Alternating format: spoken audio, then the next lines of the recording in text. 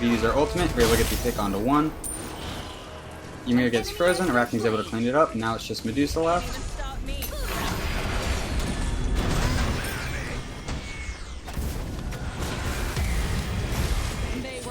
We're able to use our beads, Terra's able to get the pick.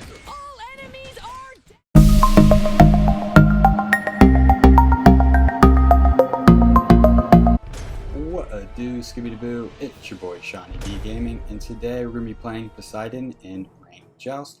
If you are new to the channel, I upload 6 to 7 times a week. I add some commentary to a game that I've already played with the intention of seeing what went right and what went wrong, and hopefully there's something that we can learn together. If you are a returning viewer, today's video is video 5 of 9 of pre-recorded videos because your boy's on vacation, having a great time. So I hope you enjoy. We're going to mix it up with a little bit of Joust. Let's go ahead and get into Poseidon's kit. Starting with Poseidon's passive, Poseidon's abilities are going to do additional damage, and Poseidon's going to gain additional movement speed as his tide level increases, which is the little icon in the bottom left. Successful basic attacks are going to increase the tide by 10%. So whenever he's at full tide, his abilities are going to deal up to 20% additional damage, and whenever he's at full tide, his speed is going to increase up to 15%. Poseidon's 1 is a line attack that's going to knock back enemies and consume 20% tide when used.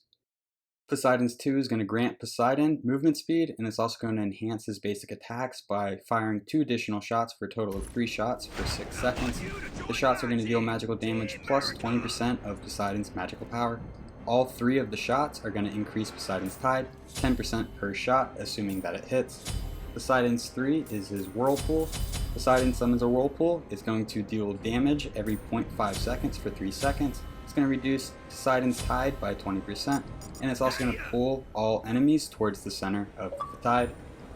Poseidon's ultimate is the Kraken. Poseidon's going to summon a large circle. The Kraken's going to appear, slowing all targets in its radius. Enemies in the center of the effect are going to take additional damage when it spawns, and they're going to be knocked up and stunned. So we are going to hit the speed camp, then we're going to hit the blue camp, and make our way to lane.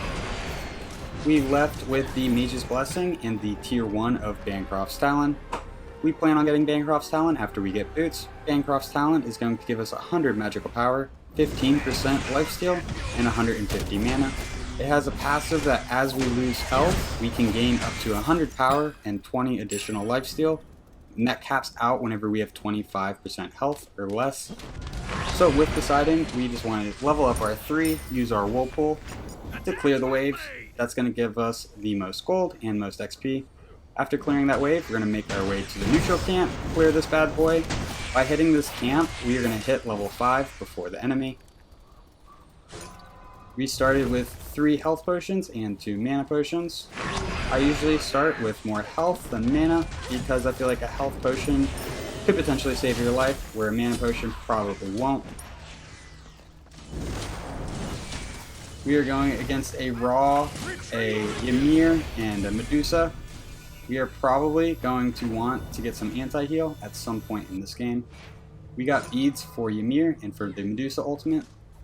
Our team hit the side camps, which we missed out on, but that's alright. So, using our combo with Poseidon. As you can see, our tide just became full. We used an ability and lost 20% of our tide. We want to use our 3 at full tide to gain additional movement speed, get close to an enemy, hit him with a Whirlpool, and then hit him with the ultimate. And that's pretty much the combo with Poseidon. Whenever they're knocked up into the air, it's a great time to throw out your 1. Right now, we are just focused on farming up. Damage is going to spawn in 5 seconds, so we're probably going to make our way there. We call it out in game. They're all pretty weak, but they're probably just going to sit in that raw heal and heal up.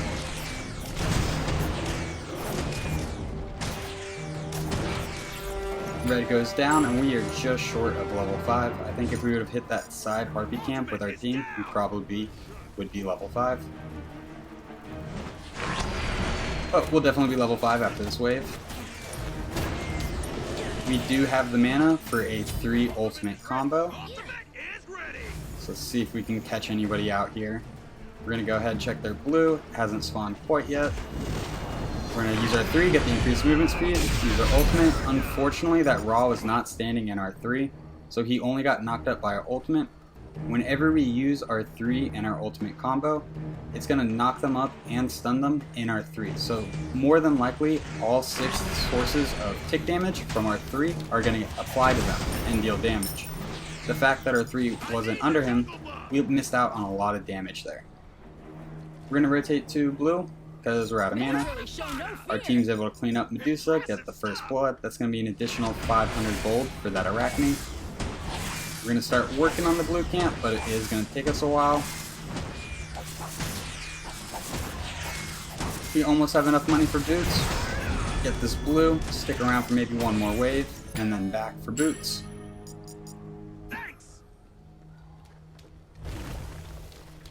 So now everyone on the enemy team has their ultimate. We do not have beads for another 9 seconds, so the next time we fight this Medusa, we should have beads. That's primarily why we got beads, but if Ymir freezes us and it's going to save our life to use beads, it's probably best to use beads. But we're going to try to hold it for the Medusa ult. We have our ultimate in 12 seconds, so that means that we should have a kill in about 20 seconds. With Poseidon, you never want to die with your ultimate not on cooldown. If you die while having your ultimate, that whole respawn timer is, you have your ultimate. It doesn't help you out at all. Poseidon's ultimate is very strong, great for single target damage, even group target damage. You want to get it off as often as possible, and it is a cardinal sin to die without using our ultimate. We use our ultimate, we get the knockup on some Medusa, we use our 1, and I'm pretty sure that we just 100 to 0'd her. That's what we need to do with Poseidon as often as possible. We probably could not have done that to Ymir, since Ymir is the Guardian, he's a little bit tankier, but if we were to do that exact combo to Ra, he'd probably go down as well. So we opted with the cooldown boots this game. We are building into Bancroft's Talon, so we are going to have some lifesteal in a little bit. Getting the cooldown boots is going to allow us to use our ultimate a little bit more often, so that's the logic behind my decision there. Be right back.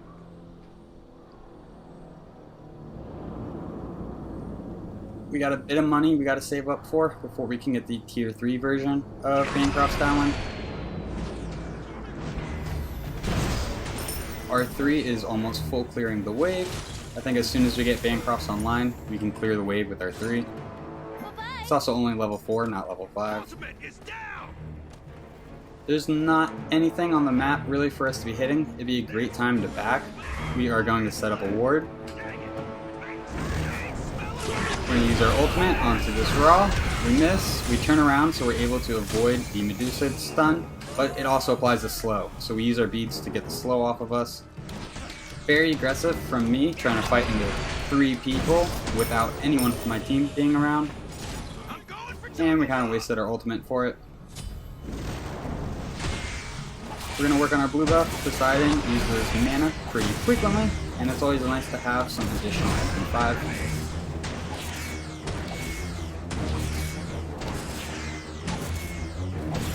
There we go. We make it back, didn't miss a minion. We're going to use our 3. By getting the last hit on the minions, we're actually getting additional gold. So characters like Poseidon or Cuckoo, you know who I'm talking about, the Dragon Mage. Their circle clear abilities are really good because they usually get the last hit on minions, so they get additional gold and can usually buy items and get items online a little bit earlier than other characters. It's a good Ymir wall, but no follow-up from the enemy team. We do have our ultimate in 3 seconds, but I don't know if we're going to have the mana for the full combo. Just trying to get some basics off. Trying to let my team know I have the ultimate if we get some kind of stun. We miss our 3, so we hold off on the ultimate. Ra's so weak that we're just going to go ahead and ult him. We're able to get the pick with the ult and the 1 combo. We don't have beads. Somebody pops a shell for us. Terra unfortunately goes down. We use a 3 to try to provide a little bit of heal. We're greedy enough to go back for the blue. We take a shot at Ymir, but unfortunately we miss. The red buff is up. I'm probably the only one healthy enough to tank it.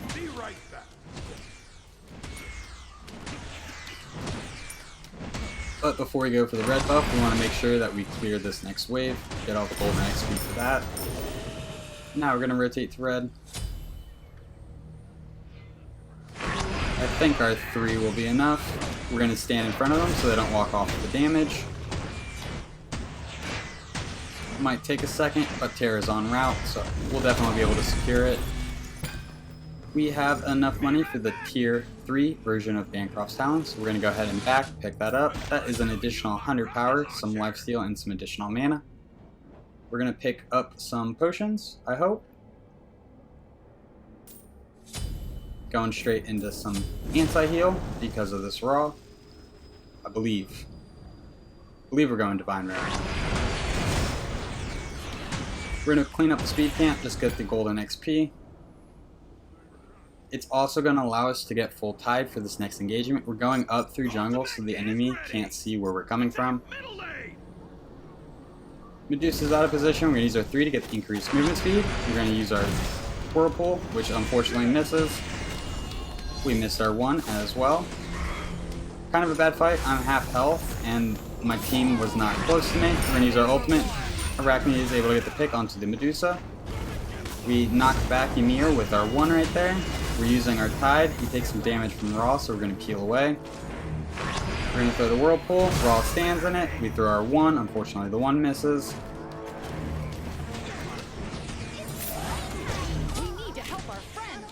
We can lifesteal back to full health with Bancroft's Talon. Plus, Terra also has heal.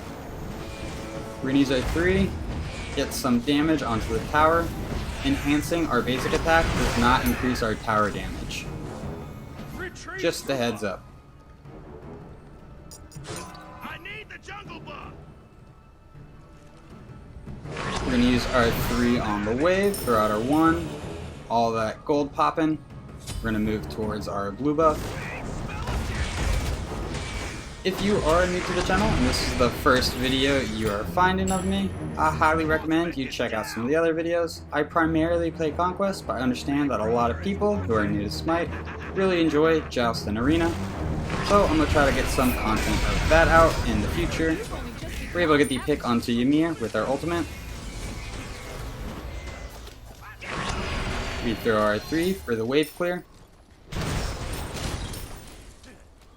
We're running pretty low on mana. Red's about to respawn. We're going to pop our last mana potion and kind of wait for the red buff to respawn.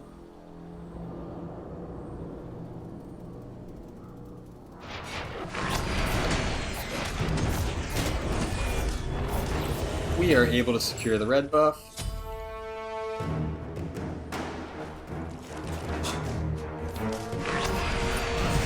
So right now we are snowballing pretty hard. We are getting lane dominance, making it to where they have to stay under their tower. And then we're rotating out of lane to hit camps to gain additional XP and gold. That's allowing us to level up faster, buy more items than them, and push them further back into their tower. We have our ultimate. I think we have enough mana for a combo. Ultimate is ready.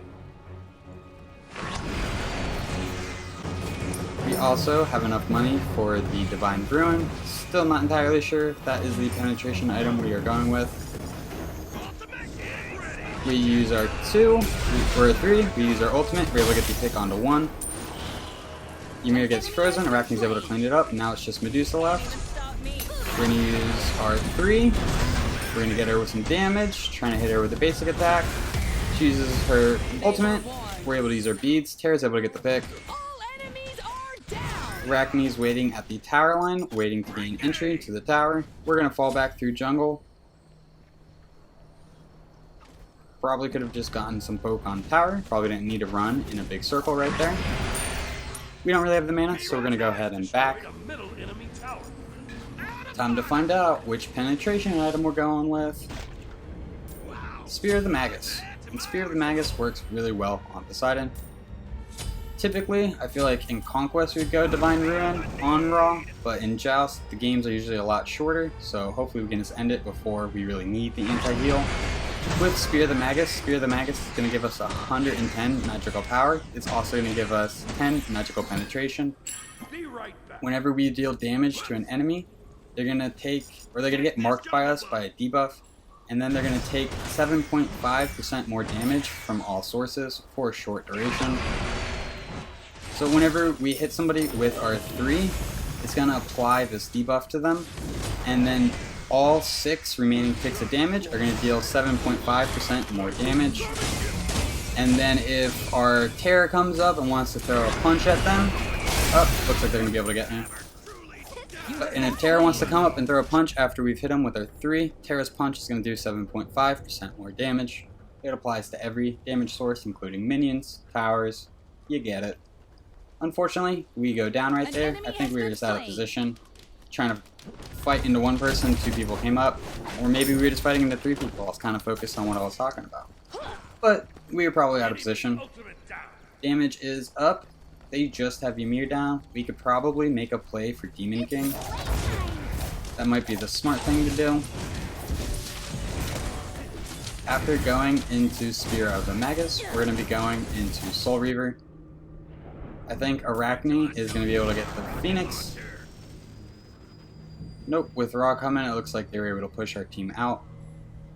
Whenever we're leaving Fountain, we are using our 2 to gain the increased movement speed. And in terms of the leveling order, we are leveling our 3, and then in this game, I leveled my 2. I really wanted to gain access to that increased movement speed. The damage from the 1 is just really good knockback damage. The fact that it knocks back the enemy makes it a form of CC. It's kind of just a reliable get off me, instead of it trying to be a reliable source of damage. I don't know, if you put all of your points into your 1 and you miss it, you're going to really wish you had the movement speed from the 2. Whereas if you have the movement speed from the 2, it doesn't matter as much if you hit your 1. Like, ideally you want to hit it, don't get me wrong, but if you miss it, you're not in as much of trouble. Terra's going pretty deep, we're going to see what we can do for her. Ymir is using his ultimate. We're trying to get an ultimate off on the squishies. Medusa uses her ultimate, which is CC immunity, so she did not get knocked up by my Kraken. Poseidon's here. We're going to use our 3. We use our 1. There's getting poked back. Raw's dealing some damage. Arachne's able to get the pick, I'm assuming with a spider. Oh no, tick damage from her 1. I body block Arachne. The Phoenix is still up. Things are going great. We get hit by a Ymir wall. We're going to fall back just a little bit. Maybe a lot of it. Arachne's going on the Medusa. We're going to try to turn. We miss our 1, but we're able to get a basic attack and steal that kill from Arachne. Just kidding, we provided support and just happened to get the last hit.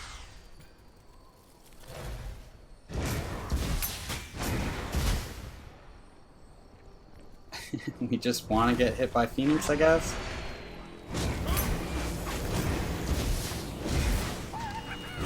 We're going to fall back just a little bit. And I think it's time to back.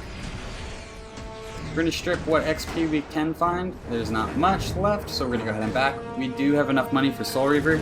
Soul Reaver is going to give us 95 magical power. It's going to give us some mana, and it's going to give us 10% magic penetration. So we have flat pen and we have percent pen. If the enemy has over 100 protections, percent pen is your best route. If the enemy has under 100 protections, you could get away with flat pen. It might even be stronger to go with flat pen. But characters naturally gain protections as they level up. So at level 20, everybody has at least 30 to 40 magical protections just from being a character in Smite. So the flat pen is just a minus. If they have 100 protections and we have 10 flat, if we have 15 flat pen, it's going to deal damage as if they had 85 protections. We're going to get an ult off right here. We throw our 3 onto the Ymir. He's walking in it. We got to use our ultimate to get the kill onto the Raw. We're going to try to get some damage onto the Ymir. We have our movement speed, so we're able to catch up to him. He has the Bulwark of Hope item that gave him a magical shell. We miss our 1, which is unfortunate, but Terra's able to clean him up. We're able to get the middle Phoenix. The enemy team is down, so I think we're going to push right here. If you guys enjoyed this video, please be sure to give it a thumbs up. If you feel like you learned anything at all, check out the channel and subscribe for more content. The details or the game stats will be posted in just a moment. I know words. Thank you for stopping by. I'll catch you next time. Have a good day. Bye-bye.